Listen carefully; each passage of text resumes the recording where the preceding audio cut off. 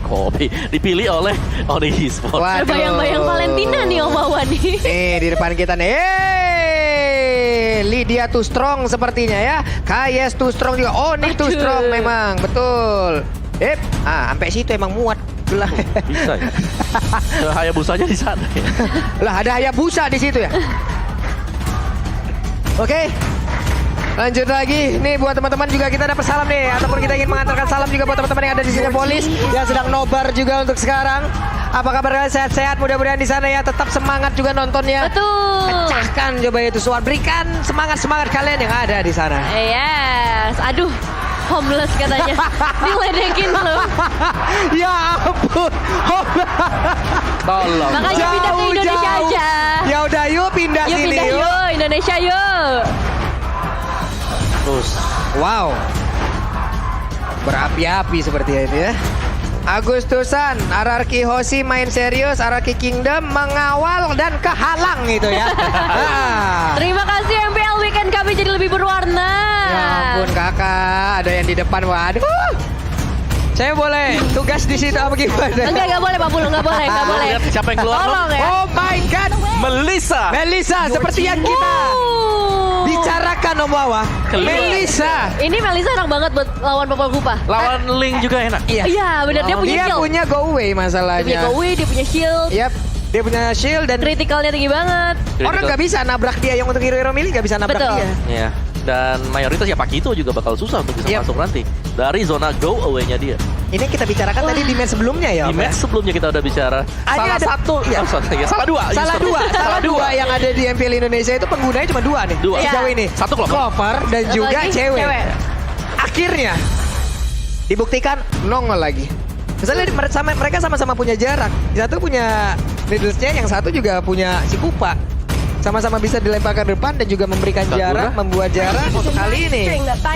Angela, aduh combo Link dan Angela Mengambil resiko. akan ditunjukkan lagi. Benar, mengambil resiko, tapi mereka punya backupan terhadap hal tersebut. Mereka punya Faramis. Di saat aktif semuanya, darah putih di sini apakah bakal ngaruh? Ada pantun Pak Pulung. Apa Pak Pulung tuh? jadi kuli pakai gesper nyalain saklar ya. Hilang Mana dia. itu pantunnya tadi, Di sebelah mana? kiri hilang ya.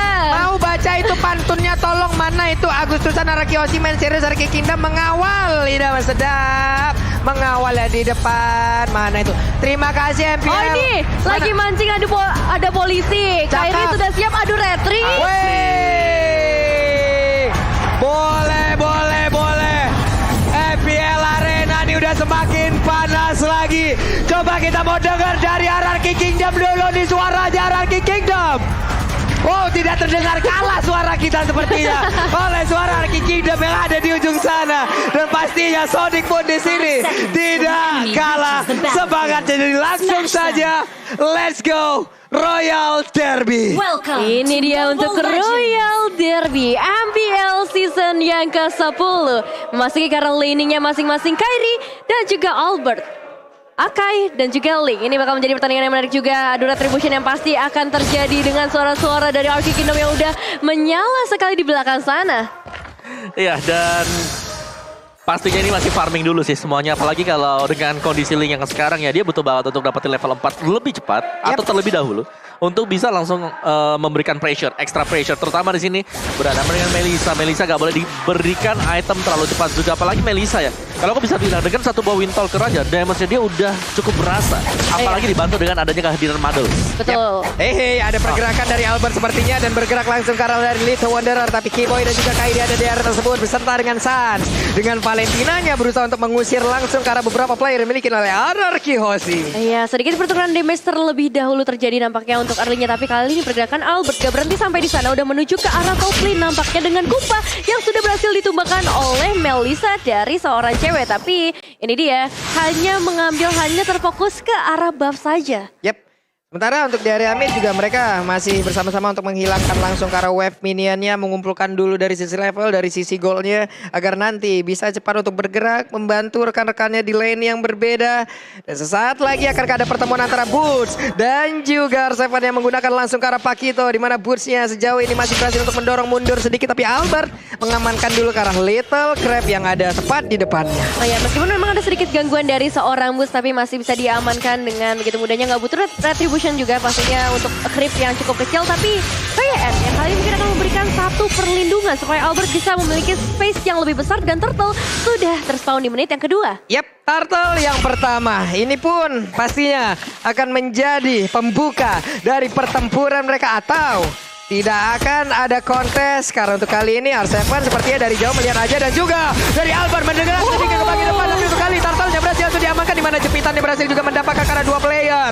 Lemonnya mundur lagi, berhasil selamat, tidak ada yang tumbang sejauh ini. Baru dimulai, tapi di dia perebutan retribution sudah terjadi, dan Kairi berhasil mendapatkan retributionnya dengan cukup on point, tapi belum berarti sampai sana juga Keyboy akan memberikan gangguan lagi, memaksa Albert untuk mengeluarkan beberapa source skill-nya, masih bisa diamankan tentunya, dan ini dia untuk emblemnya. Ya, sama-sama dengan Demon Slayer untuk kedua jungler ini. Yap, tapi Kairi cukup beresiko loh, dia seorang diri berada tepat di pusat dari area defense yang dimiliki oleh Rakyoshi barusan loh. Oh iya, dan balik lagi dari Albert dengan attack speed, sedangkan dari Kairi dia mainin untuk cooldown reduction untuk retribution dia. Wow, Maksimal. pintar ya. Bermain untuk dari sisi cooldown. Kalau dari minimap kita lihat lagi antara Boots dan juga R7. Tiada hentinya, dua hero ini ada pergerakan pula. Sans, Keyboy, akankah mereka masuk ke dalam rumputan, di mana untuk ceweknya berfokus menghilangkan satu shield. Dan mereka ternyata ada 1, 2, 3 hero bergerak langsung ke area dari Godline itu sendiri. Belum mau terlalu maju, wave minionnya segera dihilangkan pula, dan Keyboy masih bersembunyi. Iya, mencoba untuk menahan Lemon nampaknya sebentar saja, karena di area mid lane sudah ada seorang Sans yang akan coba untuk nge-clear dengan lebih cepat. Tapi baik lagi, kalau kita ngomongin R7 dan juga Boost, lihat damage yang bisa diberikan oleh seorang R7 memang udah cukup banyak. Tapi dengan hero regen seperti ini, Esmeralda melawan Pakito bakal menjadi fight yang cukup lama, Pak Pulu. Itu lama banget masalahnya. Masalah berganti-gantian, di saat cooldownnya ada, ya udah itu waktunya untuk nge-regen SP lagi gitu. Fun fact. Terakhir kali Lemon bermain mid laner ketika Grand Final MPL di season 6 dengan hero Luno. Season 6. Season 6, sekarang udah season 10. Lama ya. Lama ya cooldownnya ya untuk pakai mid lane lagi. Tapi ini kita bakal lihat juga perebutan ke area purple buff terlebih dahulu, karena Kairi udah ada di area tersebut dengan happy spin-nya yang sudah standby, tapi belum ada perebutan terjadi. Bahkan berhasil diamankan oleh seorang Kairi ya. Oke, purple buff-nya berhasil diambil oleh Kairi, menjadi PR tambahan untuk Albert. Tidak punya purple buff, tidak punya bahan bakar untuk bisa bergerak dengan energinya yang sangat boros, dan sekarang Turtle-nya pun tidak ada kontes. Ya, gratis untuk Onyx Esports, dan kekuatan dari Akai sudah mulai terlihat bahwa dia bisa melakukan raid tanpa perlu takut karena dia punya HP yang cukup tebal. Benar, dengan dua level perbedaan pula, dan sekarang dari Orange Buff-nya kembali diamankan. Mereka mendapatkan begitu banyak keuntungan, dan juga untuk kali ini mundur lagi, mundur teratur. Ada Popole Kupa yang tepat berada di depannya, disipin dengan Epic Spin, dan sepertinya tidak akan bisa selamat dengan begitu banyaknya serangan yang diberikan oleh Onyx Esports. 4 pemain melawan 2 pemain, tentu saja dari Onyx Esports bisa mendapatkan Skylar dengan begitu mudahnya. Tapi nggak cuma Skylar yang menjadi target mereka, berikutnya masih ada outer turret di area top lane. Lemon menjadi salah satu penjaga yang begitu baik, semuanya di clear dengan begitu cepat, tapi untuk mid lane-nya mereka juga harus memberikan satu penjagaan. Yap, Boots hanya seperempat mana lagi. Ya, yang serem dari Melissa yang sudah berhasil untuk menyelesaikan Windtalker semenjak menit yang keempat tadi. Yap, Pressure dia bakal jauh berasa ya, apalagi dengan Popol Kupa yang HP-nya ini adalah salah satu marksman dengan lowest HP yang ada di Lane of Dawn. untungnya dia masih punya sedikit backupan dengan shield yang dimiliki nih Om ya. Dengan shield yang bisa dihasilkan juga dari source skill yang dia punya. Cuman untuk Melissa, my eyes on you-nya akan sangat mengganggu sekali, memberikan jarak yang begitu nikmat. Dia hanya tinggal memberikan damage-nya saja, dan juga untuk kali ini ada silent, ada efek silent yang berhasil langsung dilakukan, dan Sans-nya harus mundur kembali, sabar. Iya, memberikan satu copy ultimate dengan IMU, tapi kali ini perebutan lagi-lagi terjadi di area purple buff. Masih bisa diamankan Albert, udah punya bahan bakar nih untuk saat ini 40, tapi masih di area mid lane. Lemon bersama seorang VN belum ada satu inisiasi fight yang mau dibuka terlalu jauh oleh kedua tim. Fokus objektif. Ya plus Kyrie juga tadi sepertinya masih menahan untuk sisi retribution-nya ya. Yap. Dia menahan, dia ingin mengadu aja dari seluruh sorti yang dia miliki. Dan juga Lemon mulai bergerak maju, ngecek dulu ke dalam rumputan siapa saja yang ada di dalam rumput tersebut. Dan sekarang Orange Buff-nya akankah berhasil menjadi milik dari Kyrie. Dan benar aja sepertinya Orange Buff menjadi milik dari Akai. Ini udah masuk ke dalam skema permainan untuk Onyx Esports. Bagaimana mereka bisa untuk men-zoning out RK Hosty. Jungle mereka semuanya juga bisa diambil oleh Onyx Esports. Objektif Turtle lagi dan lagi seharusnya ini tanpa kontes sama sekali. Jadi Onyx mereka benar-benar unggul.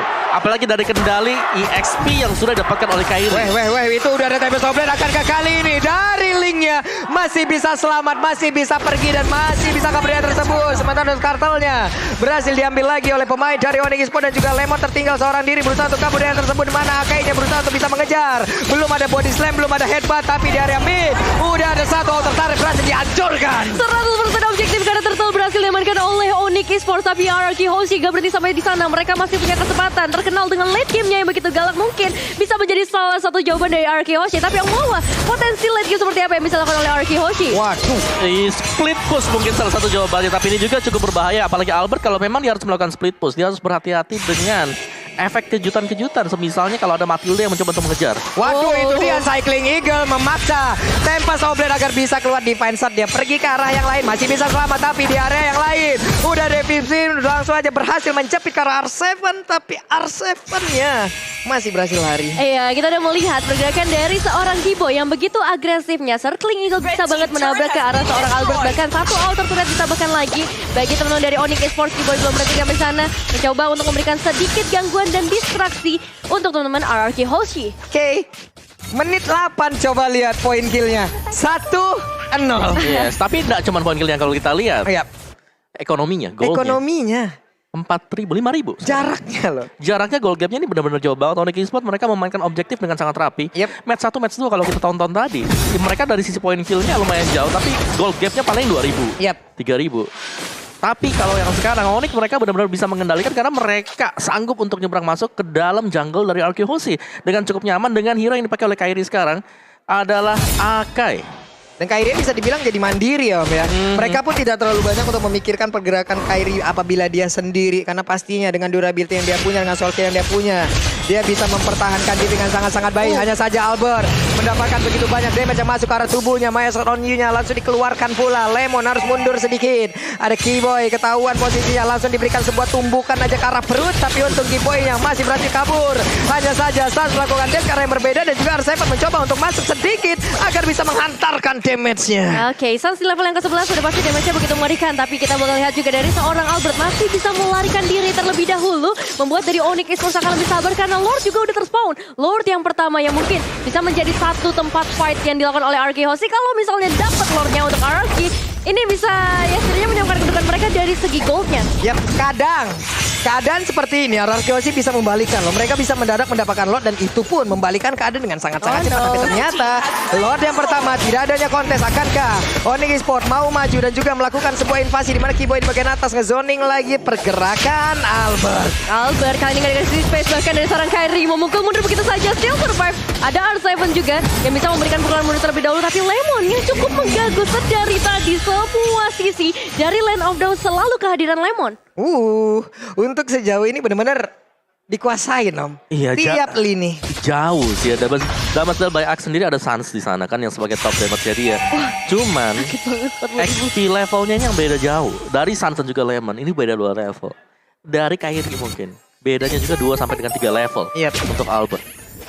Jadi jauh banget karena perbedaan antara purple dan juga orange buff yang bisa diambil oleh Onyx Esports. Belum lagi cewek damage-nya udah jadi semuanya. Windtalker ada tadi terakhir kalau kita lihat Berserker Fury ada di sana. Kritikal seperti apa nantinya akan dihasilkan. Belum lagi yang dia bawa adalah Inspire.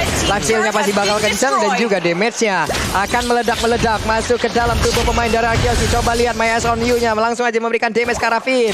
Finn-nya harus mundur sedikit ke bagian belakang dan Kyrie-nya beserta dengan player yang lain mencoba untuk perlahan tapi pasti masuk ke dalam area pertahanan yang dimiliki oleh RRQ Hosty. Menuju ke arah base turret, tapi kali ini masih bisa ditahan semua, memberikan satu penjagaan yang luar biasa dari RRQ Hosty. Belum berarti karena minion wave-nya akan segera mereka kelotor terbuka, tapi Albert masih survive dengan adanya hard guard yang dibuka juga. Lemon di bagian belakang, tapi sobatnya memang Sonic karena beberapa pemain tapi gak ada damage yang terasa yang bisa masuk ke dalam tubuh dari Onyx Esports.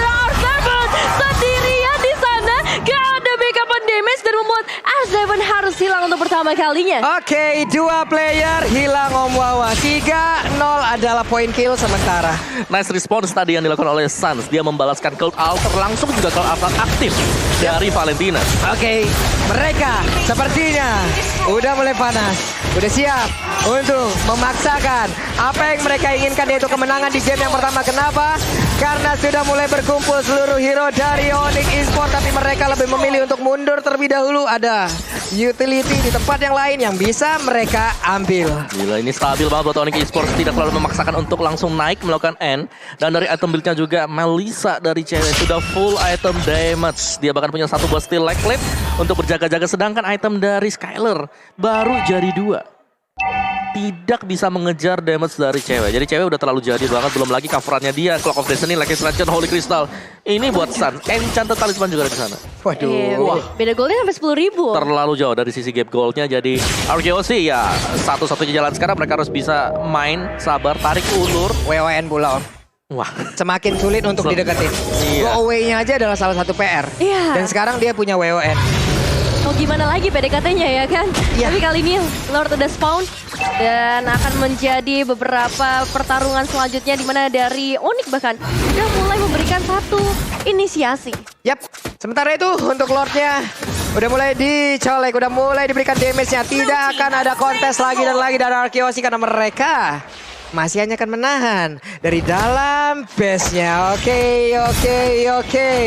Purple buff pun kembali diambil. Iya, Kupa nggak bisa ngedapetin satu pun turret. Popol dan Kupa yang terkenal dengan PT jasa bongkar turret kali ini nggak ada satu outer pun yang bisa disentuh dari Onyx Esports. Dan dengan adanya Lord di area mid lane yang udah mulai bergantung bakal jadi bencana di mana satu spawn yang dibuka oleh seorang cewek mampu untuk memberikan damage ke arah 3-4 pemain sekaligus. Ih, Maya on you-nya bukan main tadi, damage-nya area dan semuanya langsung mundur teratur. Balik kanan gerak dan sekarang Lordnya sudah mulai masuk ke bagian dalam, di mana Maya on you langsung aktif begitu saja, dan juga untuk altarnya langsung saja memberikan sebuah damage yang begitu mematikan, plus sebuah backupan juga kepada rekan-rekan, tapi begitu malah meregang nyawa dengan begitu banyaknya damage. Tapi untuk kali ini ada type of play yang sudah dikeluarkan. Apakah dia bisa mendapatkan karena satu orang, di mana Melisanya harus tahu, tapi Albert berjuang seorang diri bagian belakang, di mana untuk Angel aja seorang diri berusaha. Dan untuk kali ini Lordnya masih free sejauh ini, namun dari Skylar berhasil untuk kabur ke bagian belakang dan juga regenerasi yang dia punya, dan mereka punya kesempatan mendapatkan game yang pertama. Onyx Esports. Onyx Esports, congratulations, game yang pertama berhasil mereka eksekusi dengan luar biasa. Menjadi satu tren yang positif tentunya untuk membuka mereka melawan RRQ Hoshi di Royal Derby APL season yang ke-10. Cukup tenang permainannya, cukup santai permainannya, Objektif, tapi terakhirnya ya, nggak dikasih napas. nggak dikasih napas. iya, ini objective play dari Onyx Esports dengan mungkin kehadiran dari coach juga ya. Iya. Makro